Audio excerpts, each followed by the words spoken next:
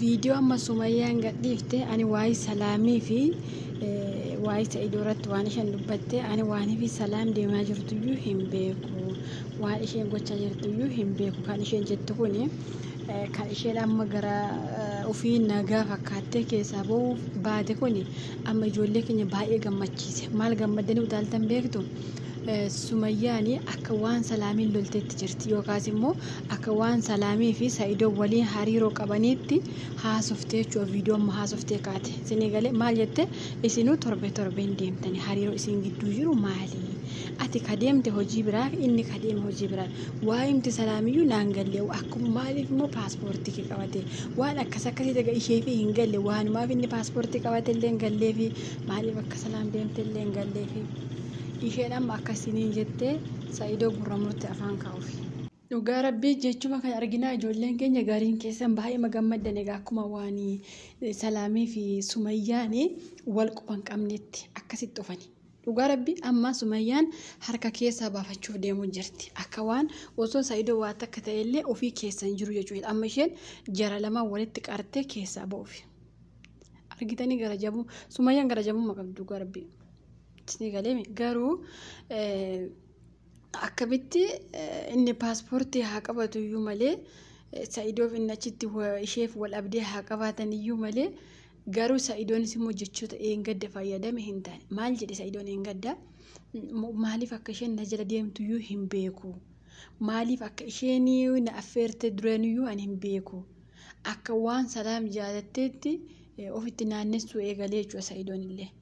Isheen kun illee qincaafi ishee qabattee kaate Sumayyaan illee isin maaliif wal faana gara Yemen deemtanii dhugumatti dubbiin kun shakkisiisuure garuumoo akkamitti Salaami gara Sumayyaatiimi Sumayyaatiin gorsaa turte kan Yemeniif Itoophiyaa geessellee ishee kan immoo deebisellee ishee kan akka fee gochaa jirullee Salaami Sumayyaan maaliif shakkite Salaami akkamitti shakkite shakkamti hiriyaadhaami kan asiifachi oofaa jiru isheedhaami kan waan hundaa gochaa jiru isheedhaami akkamiin shakkiteme maaliif shakkite dhugaa rabbi na ajaa'ibde amma Sumayyaan viidiyoo isheen amma hojjettee kaate na ajaa'ibde akkamiin shakkite qoy akkamiin jara walitti shakkite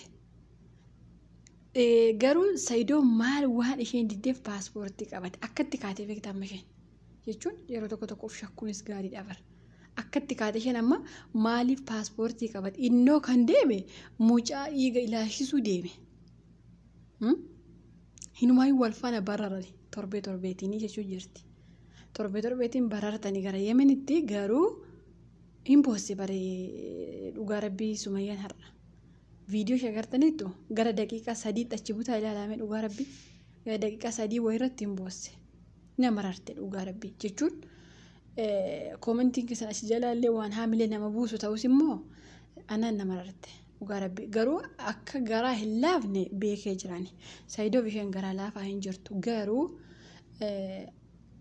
bakka haalummaan Saayidoo kana isheefi galuu didee jira amma bakka Sumayyaan reef ofitti barachuu jirti inda'uum Saayidoon ayyuu fuudheetu mul'ise malee otoo Sumayyaa waliin jiruyyuu inni bakka waan baay'ee gochaa ture jechuudha dhugaa rabbii amma isheen kana faa shakkiteetu bakka mataa ishee nyaatee bakka isheen amma reefu aaruu eegalte jechuudha. Reefu aaruu jalqabdi. Garuu Saayidoo rabbi namaan godhi. An dhugaa rabbi sitti viidiyoo amma Sumayyaan hojjette kuni isiniin haa gammachiisu iyyuu malee anaan nan gammachiifne. Maaliif beektani namni gaafa waa yaade akka ofiisa adda adda harka keessaa baafata. Garuu namuma sanatu immoo waaqindeeffata. Sinigalee nama sanatu waaqindeessa ofiisaa immoo harka keessaa baafata. Isheen amma osoo Saayidoo waa ta'ellee bakka akkasa waa keessa hin jirre wayitti dubbattee kaate viidiyoo amma. Ani hin beeku waa isin Yemen deemtaniif iyyuu hin beeku hariiroo isin waliin qabdanillee hin beeku. Waanuma isin gochaa jirtaniyyuu hin beeku. Waan isheen immoo sirumayyuu naa galaayyuu hin jiru. Akka waan Salaam jibbite wayitti taasifte.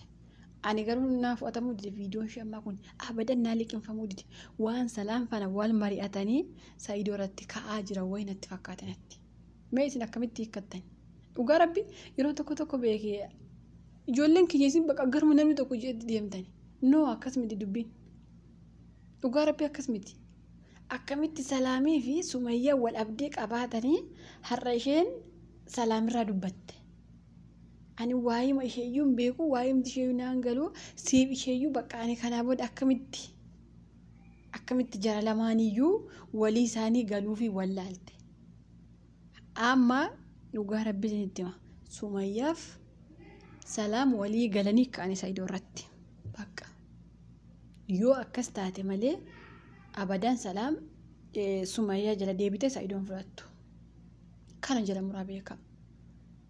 Waan akka Salaam Saidoo fudhattee tokkotti osoo jenneellee hiriyaa ishee keessaayyuu hiriyaa waan hundaa faana dabarsaa turte beeki jechuun hiriyaa bara kana amanamaa abbaa manaa namarraa fudhachuu isti jechuu kiyyatoo hin taane Salaam garuu haga abbaa manaa fudhattutti hin geenye ka waliin amma kana bu'aa bayii baatee moo haga nama Sumayyaa haga nama walgantanii sirraa Saidoo fudhatti jettee yaaddee hojjette amma viidiyoo kana ani Sumayyaa kana shakke bakka Sumayyaa Salaam wal mari'atanii akka Saidoo waan goone. Dhugaa rabbiin ani kanuma bicha sodaadhe viidiyoo Sumayyaa ammaa aggeeffadhe hima sodaadhe. Ani bakka akkamitti namni tokko achi deebisa ishee kana. Jechuun bara amma tooma Saidoo waama takka yemeen kana keessatti waa takka go'anii illee wal mari'atanii bakka Sumayyaan keessan jirtudha. Viidiyoo isheen amma hojjette akka isheen keessan jirre wayiitti.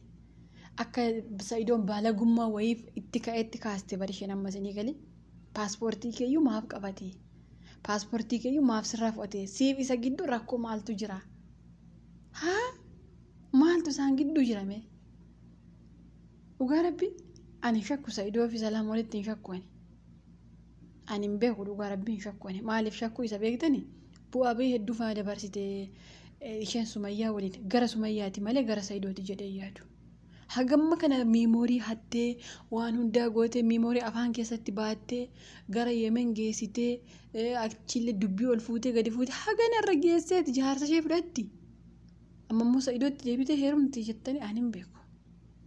Ani hin beeku. Okey otuma heerumti ta'eeyyuu immoo otuma jala deebitee akkanatti hatti ta'eeyyuu immoo hamma kana ani hin beeku dhugaa rabbi ani naaf fudhatamuu dide. Isiniif garuu ijoollee keessa isin baay'ee gammaddanii jirtan uff akkatti isin gammaddan. Bakka bagumayyuu Salaam maalii taate dhugaa rabbii viidiyoo Sumayyaa naa fudhatamu.